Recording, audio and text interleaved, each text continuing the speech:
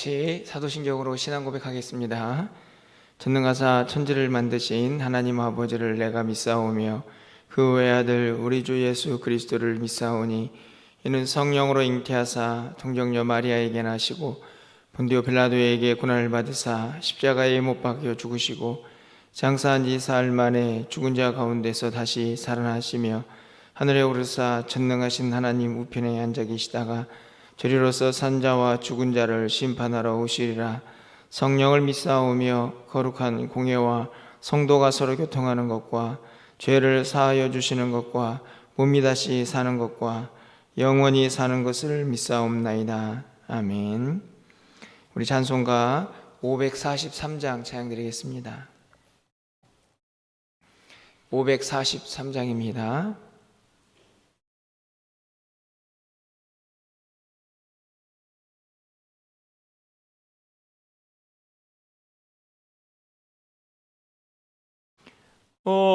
어려운 일 당할 때 나의 믿음 적으나 의지하는 내 주를 더욱 의지합니다. 세월 지나갈수록 의지할 것뿐일세. 무슨 일을 당해도 예수 의지합니다. 성령께서 내 마음 밝히 비춰주시니 인도하심 따라서 주만 의지합니다. 세월 지나갈수록 의지할 것뿐일세. 무슨 일을 당해도 예수 의지합니다. 밝을 때의 노래와 어두울 때의 기도로 위태할 때 도움을 주께 간구합니다. 세월 지나갈수록 의지할 것뿐일세. 무슨 일을 당해도 예수 의지합니다. 생명이 있을 동안에 예수 의지합니다. 천국 올라가도록 의지할 것뿐일세. 세월 지나갈수록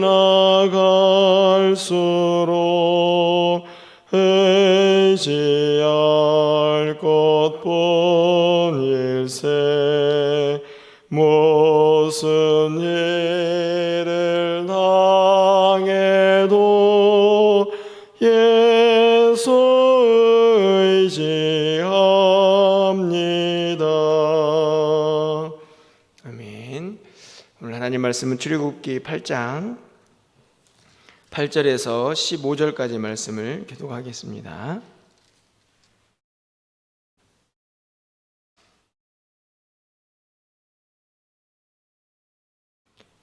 출애굽기 8장 8절에서 15절까지 말씀을 한 절씩 교독하고 15절은 함께 읽겠습니다. 바로가 모세와 아론을 불러 이르되 여호와께 구하여 나와 내 백성에게서 개구리를 떠나게 하라. 내가 이 백성을 보내리니 그들이 여호와께 제사를 드릴 것이니라.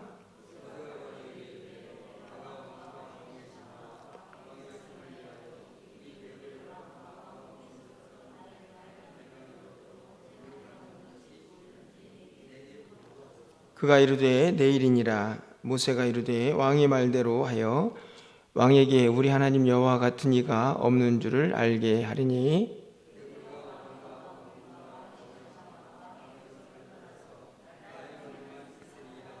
모세와 아론이 바로를 떠나 나가서 바로에게 내리신 개구리에 대하여 모세가 여호와께 간구하매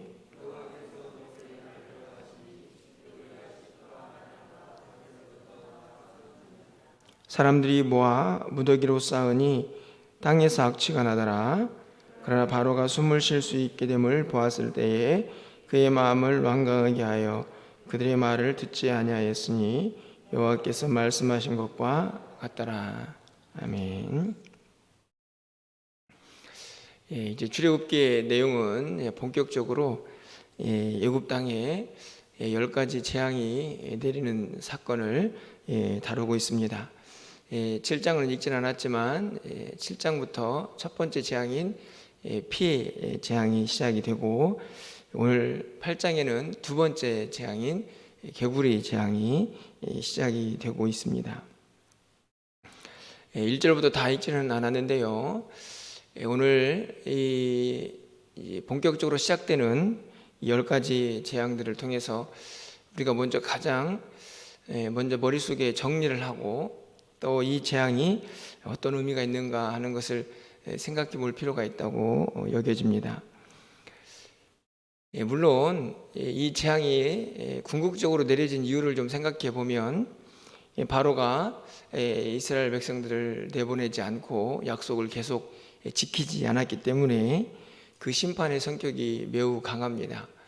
하지만 오늘 말씀들을 통해서 살펴보면 궁극적으로 이 재앙이 내려지는 이유가 또 한편에서 분명하게 드러나고 있다 하는 것을 살펴볼 수가 있는데요. 앞으로 펼쳐지는 모든 재앙을 이런 관점에서 분명하게 생각을 하고 말씀을 보는 것이 중요하겠다라고 여겨지게 됩니다. 오늘 본문에서요, 이 재앙이 내려질 수밖에 없는 첫 번째 이유를 좀 살펴보면 그것은 다른 것이 아니고 하나님께서 예배 받으시기를 원하시는 분이다 하는 것을 분명하게 우리에게 가르쳐주고 있습니다. 하나님께서 왜 이 재앙을 내리고 계십니까? 애굽 백성들을 괴롭히기 위해서, 바로를 혼내주기 위해서. 물론 그런 내용도 없지 않아 있을 수 있겠죠. 하지만 궁극적으로 이 재앙의 이유는 이스라엘 백성들을 이 애굽 땅에서 꺼내기 위함입니다. 출애굽시키기 위함인 것이죠. 그런데 왜 이스라엘 백성들을 하나님께서 출애굽시키려고 합니까? 그들에게 왜 그 자유를 허락하시려고 하나요? 이것은 다른 것이 아니고 그 백성들이 자유를 통해서 해야 할 일이 있기 때문이죠. 여러분 오늘 8장 1절 말씀을 좀 가서 보십시오.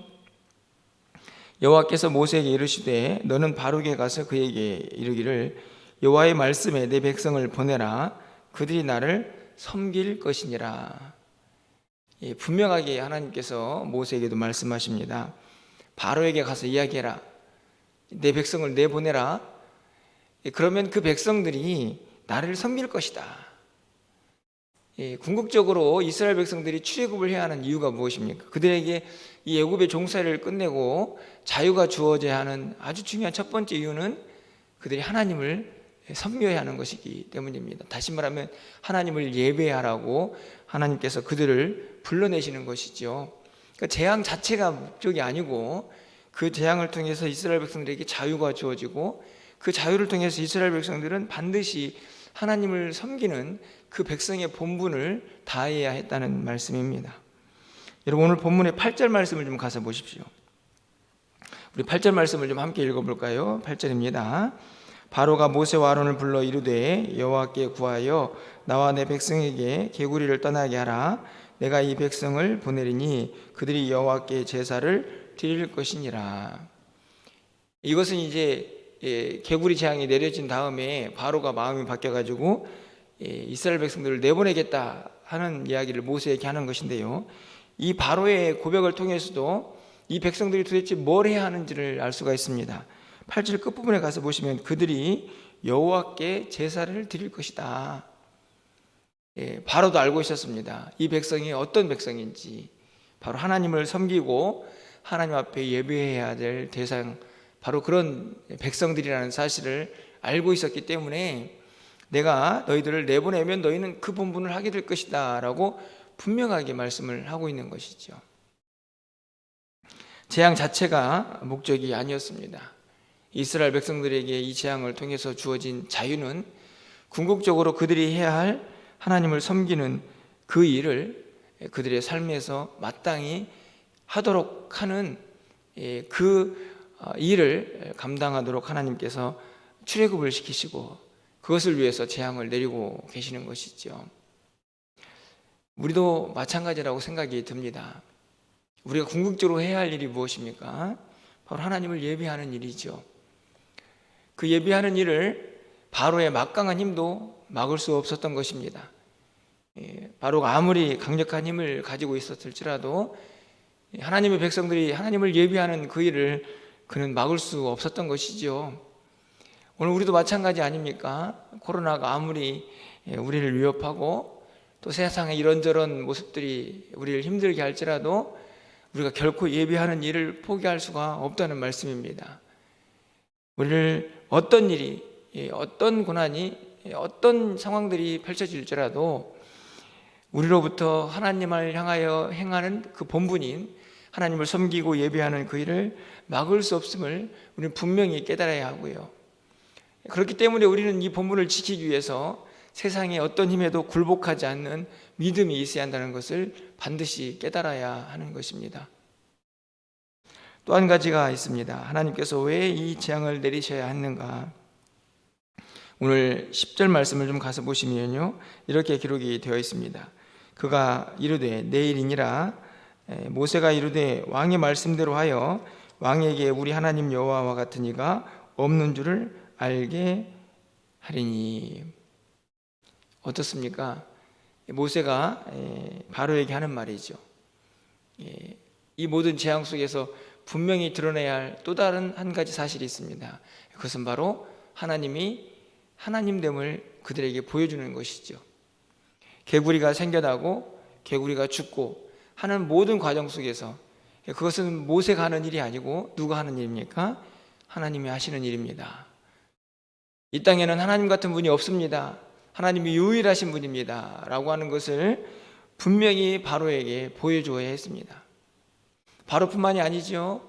애굽에 있는 모든 사람들에게, 아니 그 이야기를 듣고 있는 이 땅에 있는 모든 사람들에게, 하물며 아직도 가나안 땅으로 가야 할 그 길을 가는 것을 확신하지 못하고 있는 이 이스라엘 백성들에게도 하나님 같은 분이 없다는 사실을 이 재앙들을 통해서 분명하게 보여주어야 했던 것입니다. 하나님의 위엄, 하나님의 권위, 하나님의 권능, 그것이 얼마나 크고 위대한 것인가 하는 것을 이 재앙들을 통해서 계속해서 그들에게 보여주어야 했던 것이죠. 여러분, 우리도 마찬가지 아닙니까? 우리 하나님 앞에 나와서 예배합니다. 우리의 마음속에 어떤 마음이 있습니까? 하나님 같은 분이 없습니다. 하나님은 예배 받으시기 합당하신 분입니다. 하나님께 존귀와 영광을 올려드립니다. 그 마음이 예배자의 분명한 태도라는 것이죠. 단순하게 하나님의 그 두려움, 하나님의 위엄에 굴복하는 것이 예배가 아니고, 물론 그것이 우리에게 필요하겠지만 그것을 뛰어넘어서 그 위대하신 하나님, 유일하신 하나님을 마음껏 높이고 찬양하는 그 일이 바로 예배라는 사실을 오늘 말씀을 통하여 다시 한번 깨닫게 되는 것입니다. 하나님은 이스라엘 백성들이 참된 자유를 누리면서 그 일을 행하기를 원하고 계십니다. 하나님 앞에 예배해야 할 그 대상, 그 본분을 다하는 그 백성들이 되기를 바라고 계시고, 하나님 앞에 나와 예배할 때는 하나님의 하나님됨을 분명히 인정하면서 그 이름을 마음껏 높여드리는 그 백성들의 삶을 살기를 분명히 원하고 계시는 것이죠. 오늘 우리가 나와서 기도하고 또 오늘 거룩한 주일을 구별하여 예배하고 또 이날을 지키는 이유가 무엇입니까? 늘 해왔던 습관, 그렇게 하라고 하니까 그것이 전혀 아니죠. 우리가 이날을 지키는 이유는 오늘 이 바로도 모세도 이스라엘 백성들로 알아야 했던 그 하나님, 그리고 그 백성들의 본분을 다하기 위함입니다. 오늘 말씀을 통하여 우리가 하나님께 드리는 그 예배의 귀한 의미와 또 하나님께서 우리를 통하여 받으시기 원하시는 그 모습이 어떤 것인가를 다시 한번 분명하게 깨달으시고 그 모습으로 하나님 앞에 나와 예배하는 그런 한날이 되기를 간절히 소망합니다. 이렇게 하나님의 하나님됨을 이 재앙들을 통해서 바로에게 깨닫게 하고 있지만요, 바로는 어떻습니까? 연약한 인간의 모습, 변덕이 심한 그 모습을 그대로 드러내죠. 여러분 15절 말씀 좀 가서 보십시오. 우리 마지막으로 15절 말씀은 좀 함께 읽어보도록 하겠습니다. 15절입니다. 그러나 바로가 숨을 쉴 수 있게 됨을 보았을 때에 그의 마음을 완강하게 하여 그들의 말을 듣지 아니하였으니 여호와께서 말씀하신 것과 같더라. 15절 말씀을 우리가 같이 읽었는데요, 이 말씀을 좀 보십시오. 제가 이 말씀을 읽으면서 참 재미난 표현이다 이런 생각이 들었습니다. 숨을 쉴 수 있게 됨을 보았을 때에, 이게 무슨 말인가요? 제가 이전에도 인용했던 생각이 나는데요, 지금 이 상황은 어떤 상황입니까? 개구리가 온 땅에 가득해졌다가 바로가 그러면 백성들 데리고 나가라, 그래서 모세가 하나님께 기도했더니 하나님께서 들으셔서 개구리들을 다 제거하셨습니다. 그래서 원래 있던 나일 강에만 개구리가 있게 하셨죠. 원래 상태로 돌려보냈더니 바로가 어떻게 됩니까? 좀 숨을 쉬게 된 것이죠. 이 말은 무슨 말인가요? 그냥 우리식 표현으로 하면 이제 좀 살만해진 겁니다. 개구리가 막 온 애굽 땅에 가득해질 때에 도대체 이게 무슨 일인가, 견딜 수 없는 고통과 두려움이 밀려왔겠죠. 그런데 이제 개구리가 싹 사라지고 나니 좀 살만해진 것입니다. 어떻게 됐을까요? 본래의 마음으로 돌아온 것이죠. 다시 그 마음이 완강해졌습니다. 무슨 이야기입니까? 그 백성들을 내보낼 생각이 다시 사라진 것이죠. 우리가 흔히 이런 말들 하지 않습니까? 우리 인간이 얼마나 마음이 변덕스러운지 화장실에 들어가기 전과 갔다 와서의 생각이 달라진다고요.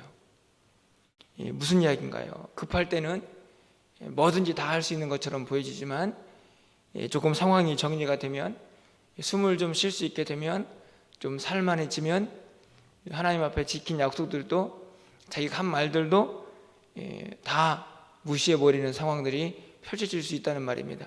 그게 바로 사람이죠. 인간입니다. 안타깝지만 바로의 모습만이 아니고 우리의 모습이기도 하죠. 우리가 어렵고 힘들 때는요, 하나님 앞에 모든 걸 다 할 수 있는 것 같은 그런 기도도 하고 그런 태도를 취하기도 합니다. 실제적으로 그 어려움에 당하는 기간이 짧든지 길든지 간에 상황이 변화가 되면 하나님 앞에서 내가 이런 봉사도 하고 섬김도 하고 제가 이렇게 하나님을 잘 말씀에 순종하며 살아가겠습니다라고 이런저런 다짐도 하죠. 하지만 어찌된 일인지 좀 숨을 쉴만하게 되면요, 좀 살만하게 되면 오히려 이전보다 더 하나님을 떠나는 경우들을 종종 보게 됩니다. 얼마나 안타깝습니까? 오히려 어려움을 당할 때보다 조금 살만해지면 더 하나님을 떠나는 사람들이 종종 우리 눈에 보이기 시작합니다. 여러분, 그렇다고 하면 그 숨을 쉴만하게 된 것, 다시 말하면 좀 살만하게 된 것, 그 상황이 좀 변화된 것, 그것이 그 사람에게 무슨 유익이 있을까요? 오히려 고난 가운데에서 하나님을 부르짖고 하나님과 가까이 하는 것이 더 낫지 않겠습니까? 평안해졌더니, 좀 숨을 쉴만해졌더니 하나님을 다 떠나버린 백성이라고 하면 여러분, 도대체 무엇이 그 사람에게 더 유익한 것입니까? 오늘은 바로는 하나님을 모르는 백성이니까, 하나님이 누군지 모르는 사람이니까 이렇게 변덕스러울 수 있겠다 생각이 들지만, 만약에 이 모습이 우리들이라고 하면 하나님 보시기에 얼마나 안타까울까 하는 생각을 해보게 됩니다. 혹시 우리도 그러지는 않습니까? 좀 살만해지면 하나님으로부터 하나님의 했던 약속들, 이런저런 고백과 다짐들을 언제 그랬나는 듯이 다 잊어버리고 살아가는 것은 아닌지, 오늘 이 15절 이 짧은 한 구절의 말씀이 사실 우리의 모습을 다시 한번 돌아보게 합니다. 오늘 이 새벽에 기도할 때는요, 오늘 좀 우리의 모습을 좀 돌아봤으면 좋겠습니다. 정말 내가 하나님 앞에서 온전한 예배자로, 하나님께서 기뻐하시는, 하나님만 섬기고 정말 하나님 같은 분이 이 세상에 존재하지 않습니다라고 하는 그 고백과 찬양을 담아서 하나님을 예배하고 하나님을 구별되어 섬기고 있는가 하는 모습들을 좀 다시 한번 점검해 보시고, 아울러서 정말로 우리가 좀 평안할 때에도 변함없이 하나님을 섬기고 의지하면서 그분께 영광을 돌리고 있는가. 오늘 이 15절에 있는 바로의 모습이 혹시 우리의 모습은 아닌가, 다시 한번 말씀을 통하여 또 기도하면서 우리의 모습을 다시 한번 점검하면서 오늘 하루가 하나님이 기뻐하시는 하나님의 백성으로 온전히 구별되어서 드려지는 거룩한 주일이 되기를 원하고, 또 이 한 주간도 그렇게 하나님과 동행하면서 하나님이 기뻐하시는 우리 모두의 모습들을 다시 한번 회복할 수 있는 저와 여러분이 되시기를 주님의 이름으로 축원합니다. 기도하겠습니다.